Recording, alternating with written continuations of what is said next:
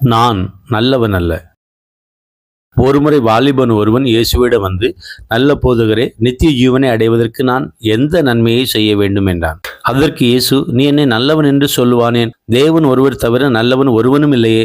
நீ ஜீவனில் பிரவேசிக்க விரும்பினால் கற்பனைகளை கைக்கொள் என்றார். அவன் அவரை நோக்கி, எவைகளை என்றான். அதற்கு இயேசு, கொலை செய்யாதிருப்பாயாக, விபச்சாரம் செய்யாதிருப்பாயாக, களவு செய்யாதிருப்பாயாக, பொய் சாட்சி சொல்லாதிருப்பாயாக, உன் தகப்பனையும் உன் தாயையும் கனம் பண்ணுவாயாக, உன்னிடத்தில் நீ அன்பு கூறுவது போல பிறனிடத்திலும் அன்பு கூறுவாயாக என்பவைகளையே என்றார். அந்த வாலிபன் அவரை நோக்கி, இவைகளையெல்லாம் என் சிறுவயது முதல் கை கொண்டிருக்கிறேன், இன்னும் என்னிடத்தில் குறைவு என்ன என்றான். அதற்கு இயேசு, நீ பூரண சற்குணனாய் இருக்க விரும்பினால் போய் உனக்கு உண்டானவைகளையெல்லாம் விற்று தரித்திரருக்கு கொடு, அப்பொழுது பரலோகத்தில் உனக்கு பொக்கிஷம் உண்டாயிருக்கும், பின்பு என்னை பின்பற்றி வா என்றார். அந்த வாலிபன் மிகுந்த ஆஸ்தியுள்ளவனாய் இருந்தபடியால் இந்த வார்த்தையை கேட்டபொழுது துக்கம் அடைந்தவனாய் போய்விட்டான்.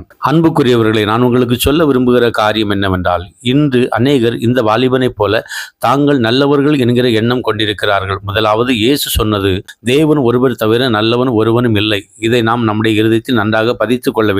மேலும் தங்களை நல்லவர்களாக எண்ணுகிறவர்கள் மற்றவர்களை பாவிகளாகவும் அற்பமானவர்களாகவும் எண்ணுகிறார்கள். இந்த எண்ணம் தான் மற்றவர்களை குறை சொல்வதற்கும் கீழ்ப்படியாமைக்கும் காரணமாயிருக்கிறது.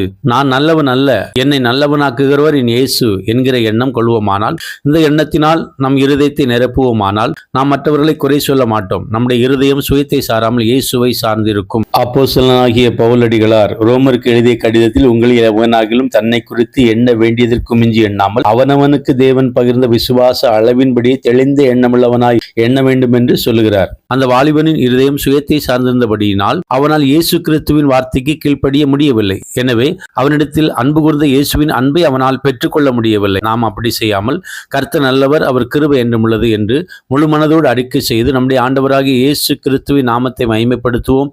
தேவனுடைய அன்பில் வளருவோம். இயேசுவின் அன்பை மற்றவர்களுக்கு சொல்லுவோம். நான் பாவி என்கிற தாழ்வு மனப்பான்மை நமக்கு வேண்டாம். என் பாவங்களுக்காக இயேசு மரித்தார், அவருடைய இரத்தத்தினாலேயே நான் நீதிமானாக்கப்படுகிறேன், என்னை நீதிமானாக்குகிறவர் இயேசு என்கிற தாழ்மை சிந்தை நமக்கு உண்டாயிருந்தால் போதும். உண்மையுள்ளவர்களுக்கு கிருபை அளிக்கிற தேவன் நிச்சயமாக உங்களை உயர்த்தி ஆசீர்வதிப்பார். கர்த்தர் உங்களை ஆசீர்வதிப்பாராக. ஆமேன்.